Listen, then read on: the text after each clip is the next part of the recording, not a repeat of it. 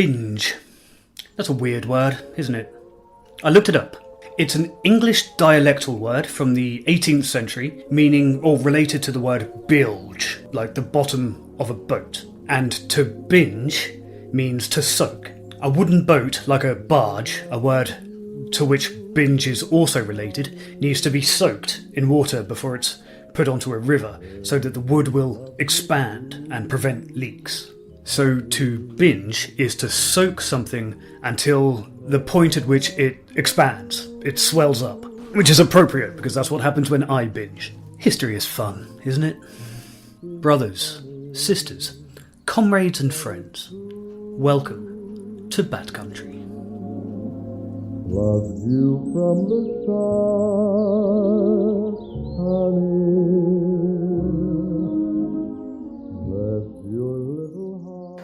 I spent a lot of time in some of my earlier videos talking about how important it is to recognize that everybody is different and how we all experience alcoholism differently. And that's true. I stand by that. Everybody's experience of alcoholism is different. Except sometimes they're also exactly the same. I don't make the rules. I wish I did make the rules. But sometimes everybody's different and sometimes everybody's the same. What I mean by that is that all of our drinking and sobriety journeys are unique to us, but they share similarities. All of our stories have commonalities. In the course of making these little videos here on YouTube, I've come to realize that those similarities, they provide a kind of common ground. They provide some common ground even for people of vastly different backgrounds and life experiences. Recovery, in my experience, transcends questions of politics or identity or anatomy. We are united by our desire to improve our lives. That's universal.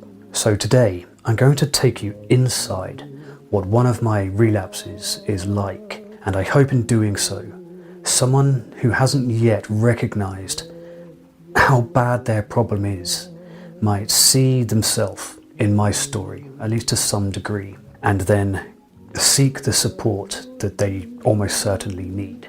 Okay, so let's get weird. I'm going to do my best to describe what a typical alcoholic binge looks like for me. As a person with an episodic alcohol use disorder, which is the polite way to say a hopeless, suicidal, binge drinking alcoholic, I go months without drinking at all. And then for reasons that I've spent a lot of money trying and failing to figure out, I'll grab a bottle of vodka and just blow my whole fucking life up for a while. So for me, a relapse generally lasts about 2 weeks. That's 2 weeks of nothing but alcohol. That would then be followed by at least a week of detox. And that's followed by a month of beginning to pick up the pieces again. And then things slowly start to get back to normal. But one slip, one relapse of 2 weeks will comfortably, easily set me back 6 months in terms of consequences, of lost trust, lost work, of health, of any kind of goals. They are drastically set back by even a relatively short 2-week relapse. Any progress that I've made is immediately out the window. And it's worth noting that before my alcoholism progressed into the binge drinking stage, I was actually what you might consider a functioning alcoholic. So that stage came before my very serious binge drinking.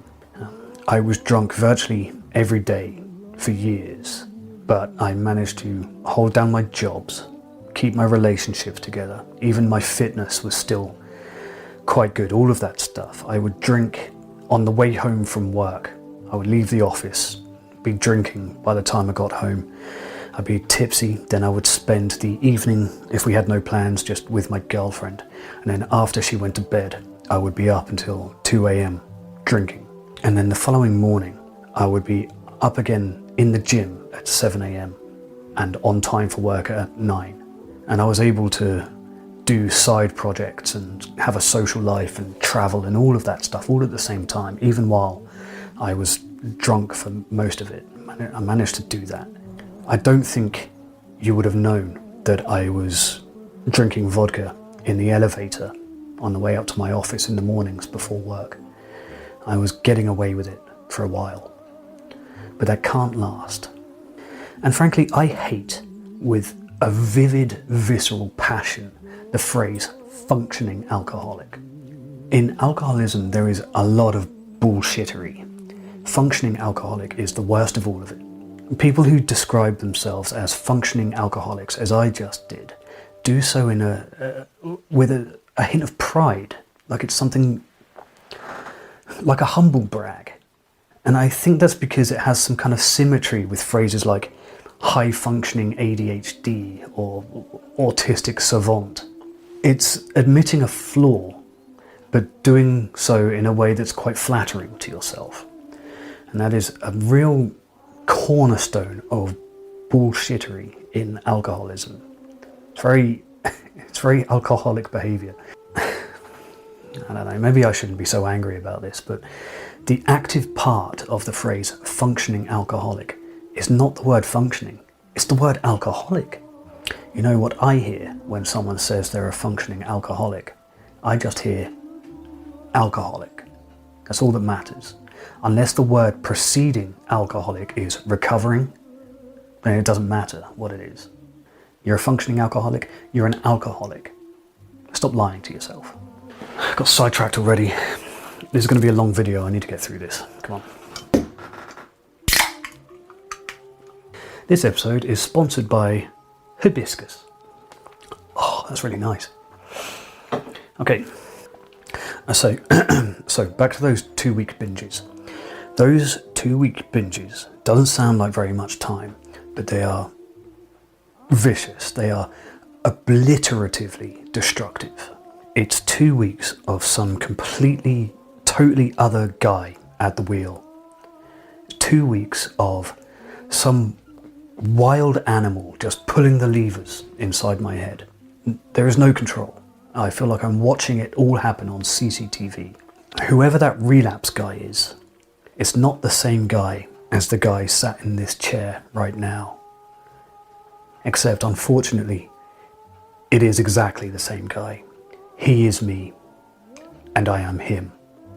And I hope that you never have to meet him, because I hate him, and he hates me. So let's get into it. This is what a kind of 2-week binge looks like for me. And do me a favor, if you're so inclined, subscribe if you like this kind of laid-back style of video. My goal is to create sobriety videos, sobriety content you can fall asleep to. And if that's your vibe, if that's your jam, then please do give it a like and subscribe so that I know. For the sake of this description, let's just go ahead and assume that whatever has led to the relapse has already happened. We'll deal with that kind of thing in another video. But there tends to be a period of knowing a relapse is imminent, and then an acceptance that it is inevitable. And then there will be an urge to drink. I will feel like the scratch. I will feel the alcoholic excuses in my head become overwhelming, impossible to ignore. And they do such a good job of justifying themselves that at some point the relapse is inevitable, and then I'll pick up a drink. Sometimes I even look forward to it. Sometimes I've kind of booked out, not consciously, but I've booked out time in my calendar, usually when my girlfriend is away, in order to have that relapse to myself. That's my time. For this, I'm going to pick a very specific relapse that really happened in order to keep the details specific and useful. And this one actually began after an AA event in a sunny field in Berlin some time ago. It was very far from my house, and this particular event was so crushingly depressing that I knew I was going to relapse before I turned up. I kind of manifested it, I suppose. I left early. I walked out and I walked straight from the AA event to a liquor store. The event was a short train journey from my apartment, or about a 2.5, 3 hour walk. And I chose to drink and walk that day. That was where the relapse began. The physical relapse, anyway. I tend to skip straight over the beer or wine, lower alcohol volume drinks, and go straight to spirits. Binge drinking for me, I'm there to get as drunk as possible, as quickly as possible. And therefore, I'm reaching straight for the vodka, or the gin, or the rum, or the whiskey. And in this example, I was outdoors already when it started. And I like that. I want to be alone in a binge session. I want my binge drinking periods to be lonely. And I want to be on the edge of crowds, which is why at the start of a relapse like this, I quite like being in public. And I like observing other people, but not being a part of it. I like that feeling of isolation. I crave it, even in sobriety. I like the feeling of anonymity, of being on the outside. Relapses are not spontaneous for me anymore. There'll be a period of anticipation before I grab that first drink. And afterwards, everyone always tells me that they could see the relapse coming. Everybody seems to know apart from me. And I'll be anxious and spiky, dismissive, pushing people away, being unnecessarily cruel or critical or hurtful. And there's a deep desire to be alone, an actual desire to spend some time feeling sorry for myself. But then the process of actually acquiring the alcohol, of buying the drinks, that's usually a relatively happy one. I will feel nervous and there's a rush of excitement about it, like I'm doing something naughty. There's something very slightly sexual about it, something sexy, like your first cigarette. I remember mine, and I remember that being a relatively sexual experience too. And that's how I feel when I'm walking to the cashier with a bottle of cheap vodka. And it doesn't matter what brand it is. I have no loyalty when I'm buying alcohol. The only loyalty I have is to the alcohol. It doesn't matter what's on the label. I'll do some quick maths. I'll run some numbers in my head just to make sure I'm getting the most possible alcohol for the price, for the least money. So it's usually a liter bottle of one of those random, vaguely Russian sounding drinks like Khrushchev or Tchaikovsky or Chekhov or something.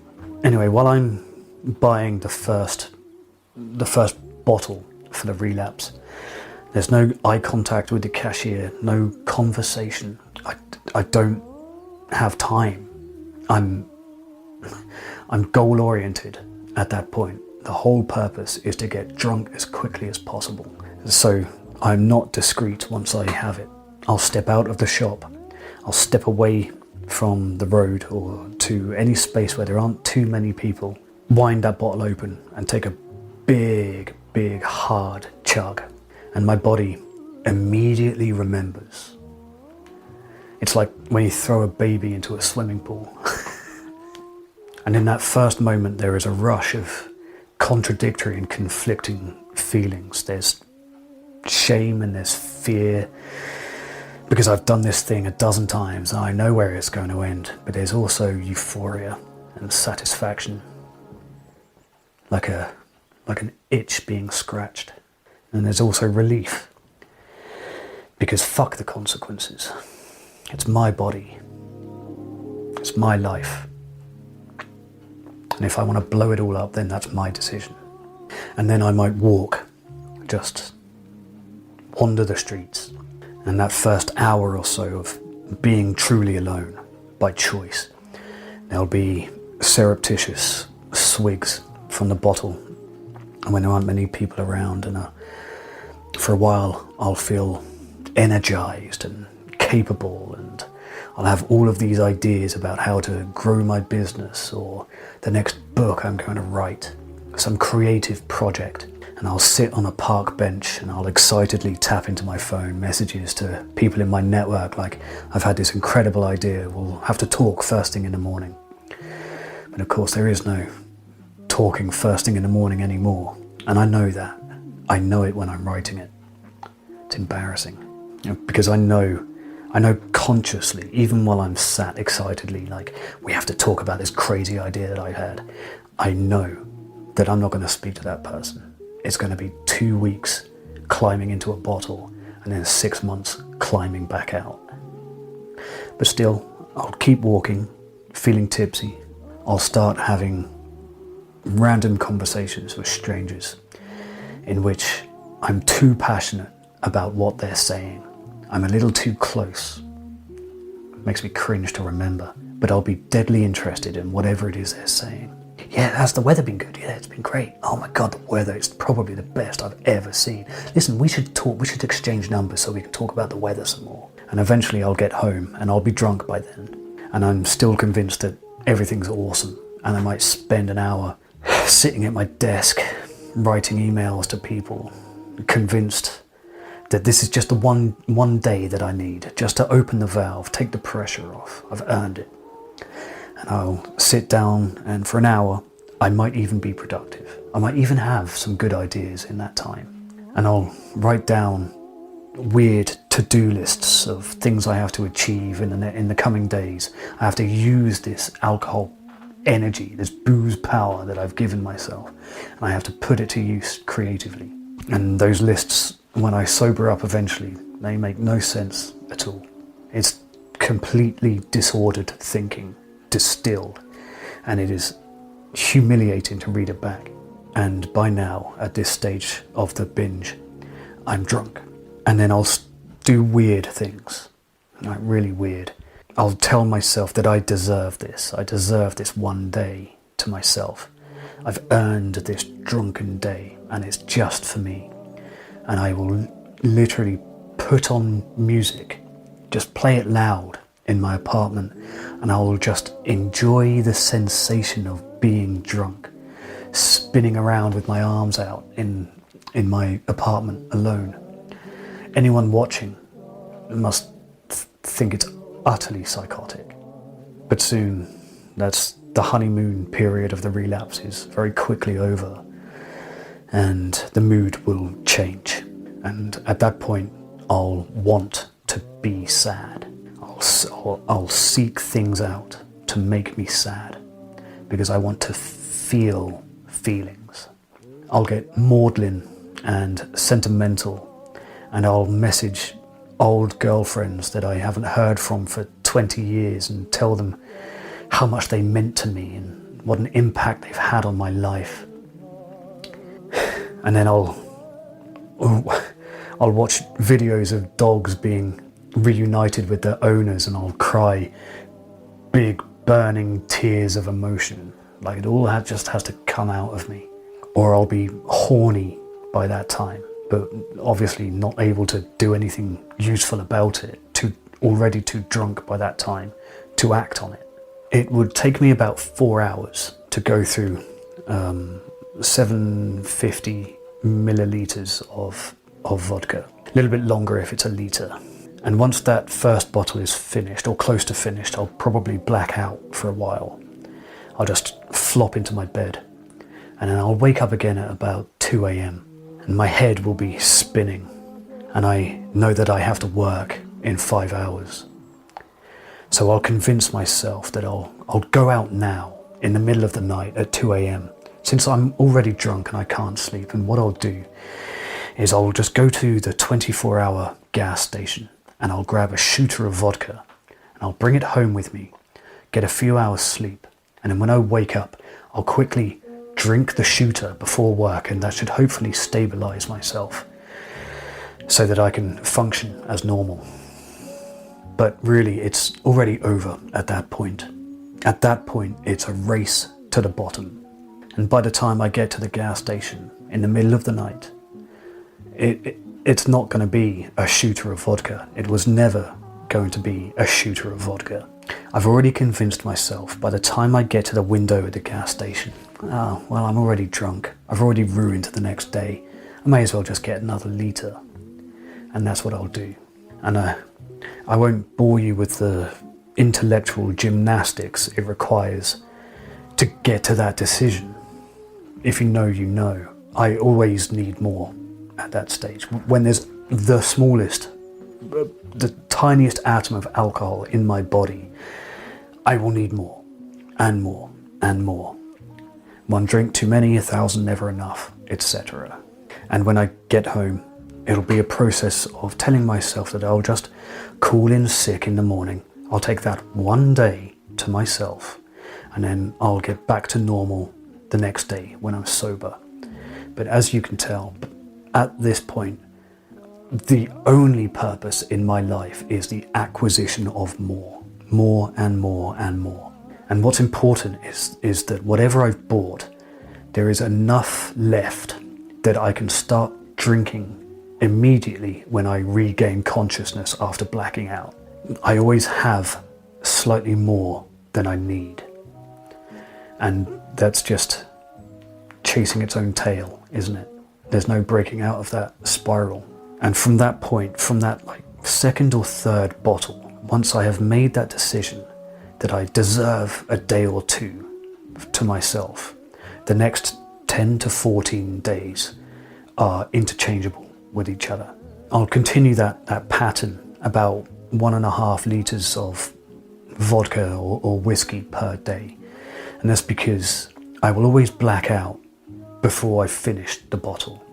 And then I'll wake up and then immediately drink it and then convince myself that the damage is already done. So I may as well just lean in, go and get another one. The cycle continues. By around the third day of a binge like this, there is no rational thinking left. It's no longer a case of taking the next day off and then sobering up. I already don't want to be sober at this point. No, I'm no longer aware of sobriety as part of my reality. It's not a consideration at all. It's not that I'm rejecting the option to be sober at this point. It's more like I'm not aware that it's an option. And on that third day, I might eat and I might poop. But that is the last time I will do either of those things in a healthy way for a very long time. And it's around this point that things really begin to disintegrate and fall apart. And here, things begin to accelerate. And I'll explain why. By now, when the relapse had begun, I was still enjoying life. I was outside. And although I wanted to keep a distance from other people, I was enjoying being around them. And that's changing at this point. I don't want to see anyone at all anymore. I don't want to deal with people. I don't want any human interactions. So instead of going to the shop to buy more vodka only when I need to, now every time I go, I'm buying 2 or 3 bottles at a time to reduce the amount of times I have to interact with another human. And because I have that much, I'm drinking faster and faster and faster. I have now closed the curtains and retreated almost entirely to the bed, pulled up the covers, and absolutely lost track of the passage of time. It no longer matters to me. I wake up in the daytime, I drink. I wake up at night, I drink. I've missed someone's birthday, I drink. I wake up, now it's daytime, drink. I wake up, now it's nighttime, drink, so on and so forth. If I go half an hour without stuffing my face with alcohol, the shame and the regret begins to creep up, and I'll drink twice as much, twice as fast to stamp it back out. By now I've closed the curtains, turned off the lights, I've closed all my email accounts, I've turned off all the notifications on my phone, or in fact my phone is probably already dead by now and I don't care. And by now I probably will have pissed the bed. So now I have to sleep right on the edge of the mattress, right up against the wall or on the floor. 3 or 4 days in, I'm disgusting by now. I've had no food, no showers, no water. I've no responsibility. My teeth are starting to turn yellow. My tongue looks like it's wearing a yellow sock. My eyes are red. I stink of sweat and piss and alcohol. And at this time, people are worried about me. People have been trying to contact me and they can't. I've shut everyone out. Occasionally now, over the next few days, there might sometimes be people in my apartment, people who have come to check on my welfare. A boss, maybe. Maybe my boss has convinced my landlord to let him in so he can come and check that I'm still alive.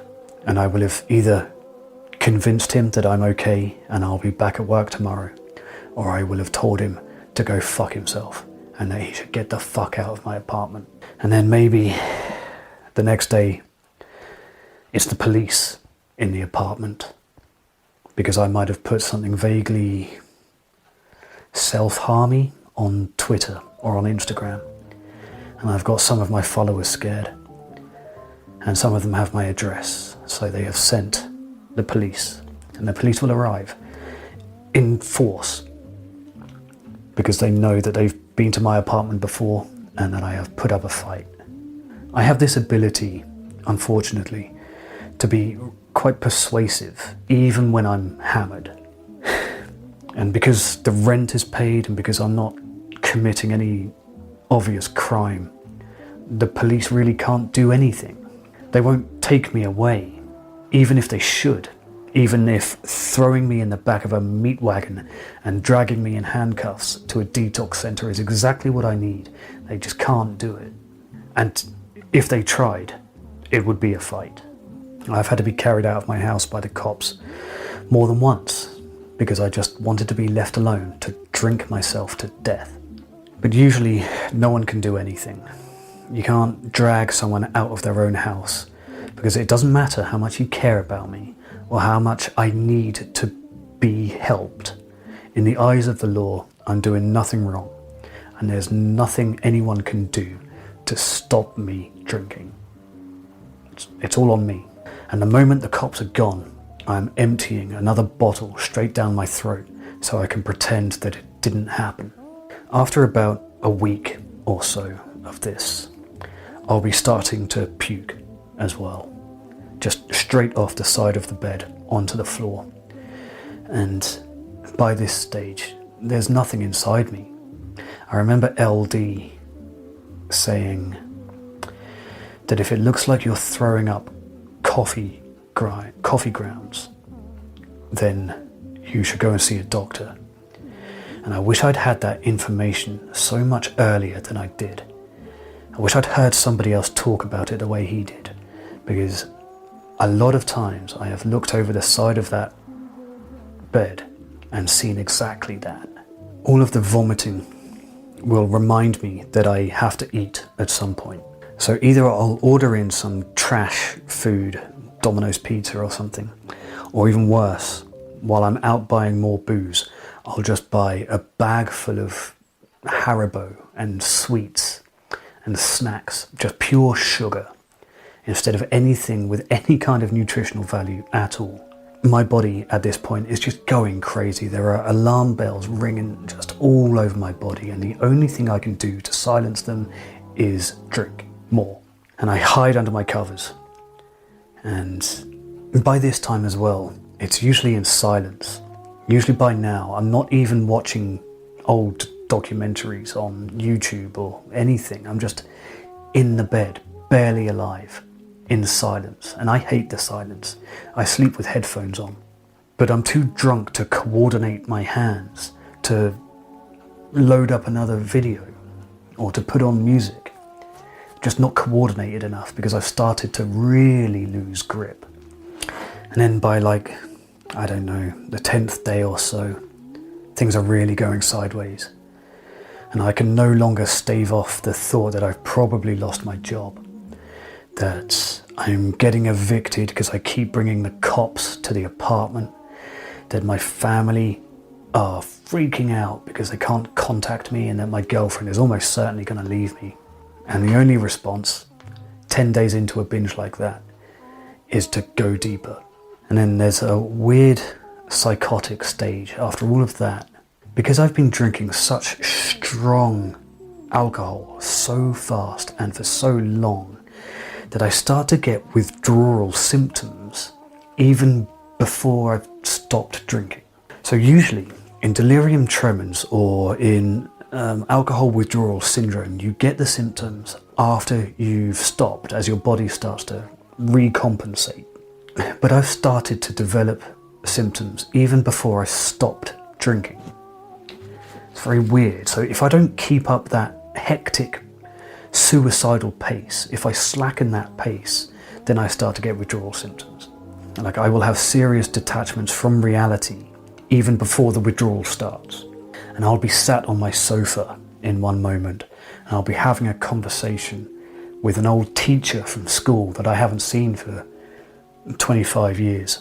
And then suddenly I'll be back in my bed and I'll get out of bed and I'll walk around the apartment confused, looking for that teacher, looking at the sofa, but they were never there. And I'm never sure whether I was actually up and having a conversation with an empty chair or whether it was entirely a dream. And I can't tell the difference.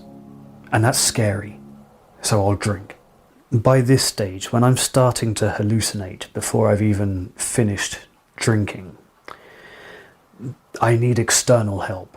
There's no helping myself anymore at this point. Now I need intervention.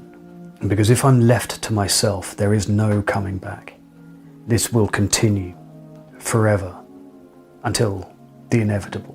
And the best case for me, if I am alone, which I usually am during these periods, the best case is that I drink myself unconscious enough that I am out for long enough that once I regain consciousness, there's no alcohol left in my body. I've begun to sober up because I had blacked out for long enough. And apart from that, I need somebody else to step in and smack the bottle out of my hand. And the past 3 times that I've been through this cycle, that person has been my girlfriend. She is able, the only person ever, who's been able to walk me back slightly and to convince me to stop and to go to a detox clinic. She's the only person I've ever listened to in that condition, and I owe her a huge amount. And when the active drinking subsides, once the relapse begins to abate, that's the worst part, I think.